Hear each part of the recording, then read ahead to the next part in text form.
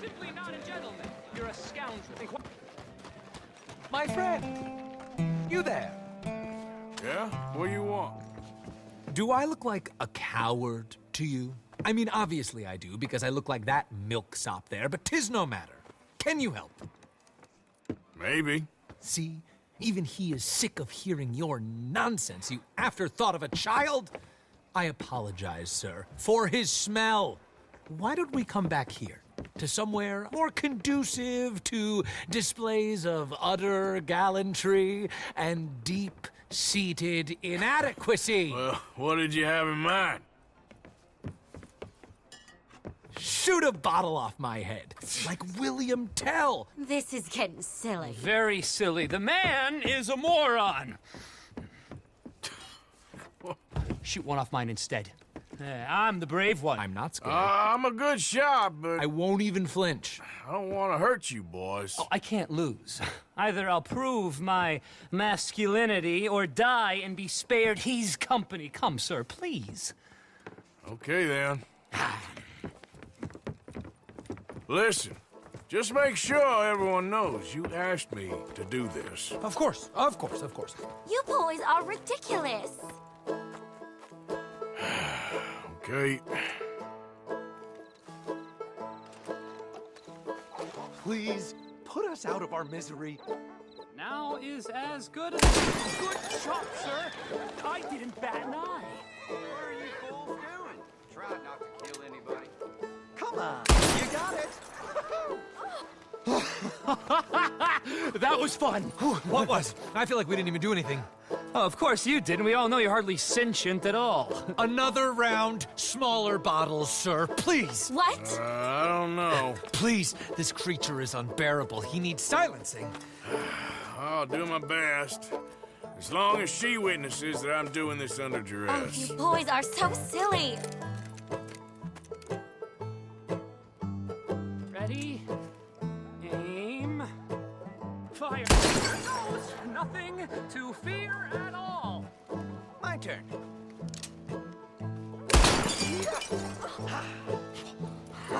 Now I'll stand on one leg. Me too. You keep shooting, sir, and this time you kill the beast. He emerged fully formed from the swamps, Helen. Silence, you blackguard. Sir, shoot the wretch.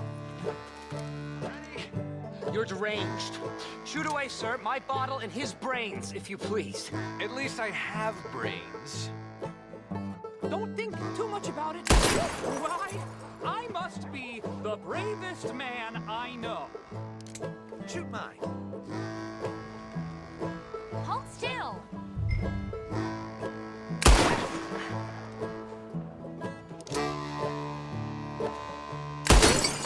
Excellent. Now do one while I hop. Do one while I turn somersaults.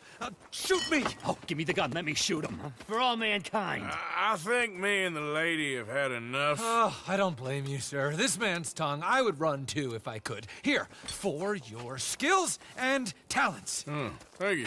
Now, brother, I am going to walk Helen home. Don't follow us. She has an elderly aunt, and I fear the sight of you could finally finish her off. Helen, is this creep bothering you? You two, come Oh, along. no, there aren't two. There's me and the lizard man. Please, my angel, do not aggregate us both together. Boys, you are too much. Cry too much. No, my sweet.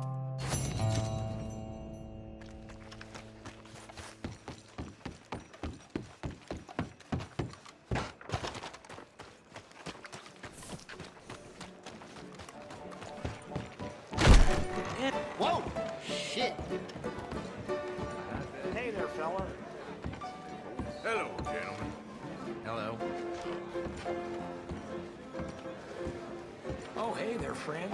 You don't look so good. Yeah, What's it to I've be? been better. Well, Doc Calloway's just down the street there. We're as handsome as you. Old Joseph. I need some food. Can I get a meal?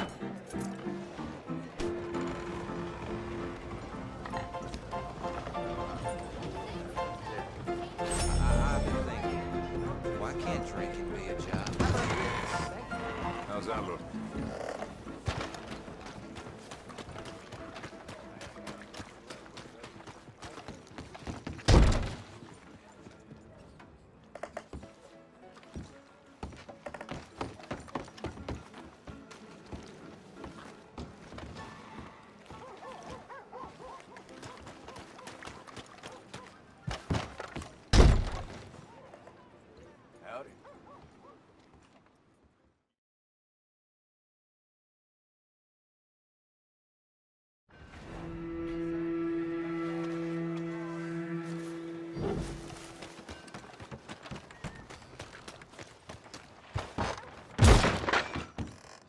come on in there.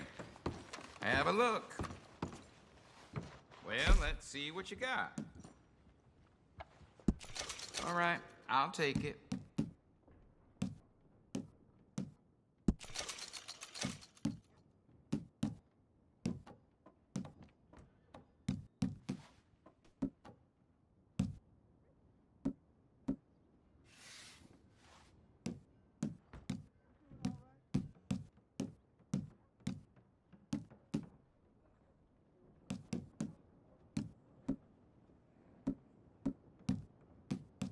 No matter how bad you feel, I can fix you up.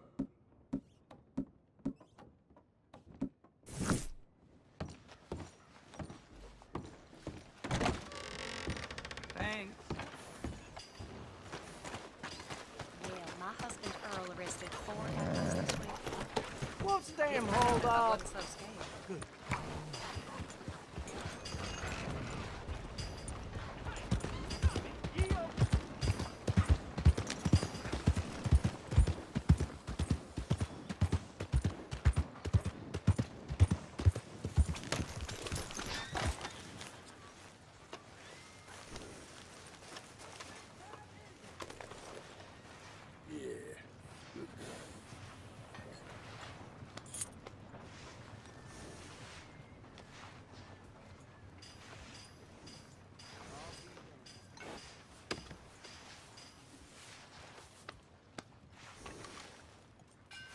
Come on, girl.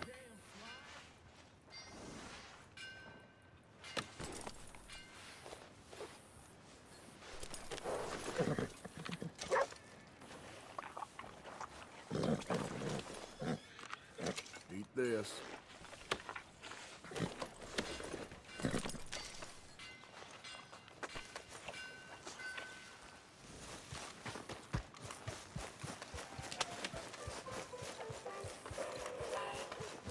Welcome. In the mood for a show?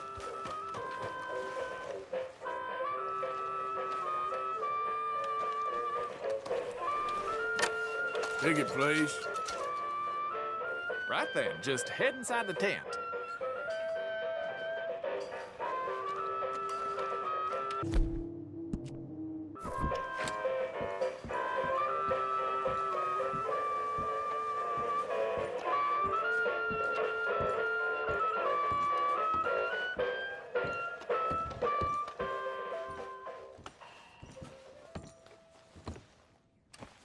Welcome, one and all.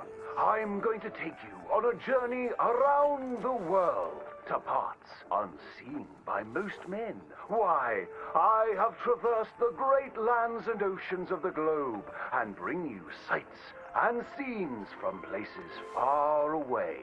Yes, a great deal of the world is populated by unwashed savages that don't have the decency to cover their reproductive organs.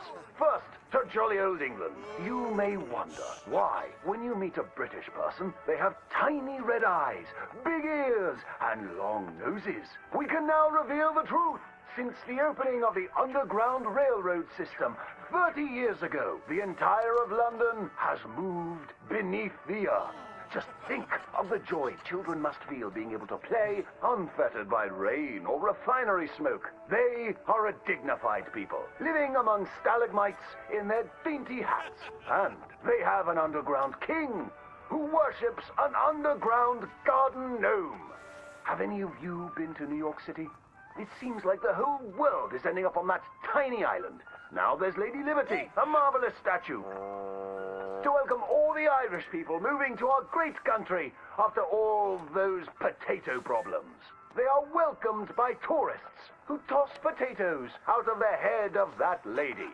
In New York City, they are making buildings so high, one day you can walk to the moon for a picnic. Wouldn't that be grand? It's true. Now, we spoke of that unwashed statue. It was a gift from France. How do you think France paid for such a gift? Wanton prostitution? Selling of wine and horse meat? No, sir. I'm here to tell you that underneath the streets of Paris, they have discovered black gold. That's right. And a few years ago, Gustave Eiffel of the Eiffel Oil Company built the tallest oil derrick in the world. Yes, all around Paris, you will find that thick business. It ignites like brandy, which is why so many French aristocrats drink it as an aperitif to aid digestion. The women of France are dainty and fair of skin, partially because they use that crude oil to bathe in, anointing and greasing their bodies, often before committing sinful pleasures of the flesh. Places that don't change their ways are falling behind. Visit the streets of Italy, and there is literally nobody left. The churches are empty. There's nobody drinking tiny coffees and slurping spaghetti in the streets. The Italians have never been known for good architecture, and their crooked buildings are falling over. Where have all the hairy women and men gone? Where are them Italians? It is one of the world's great mysteries. You may have heard talk of a horseless carriage being invented, powered by whale oil, vapors, or demons. Ironically, that is a myth.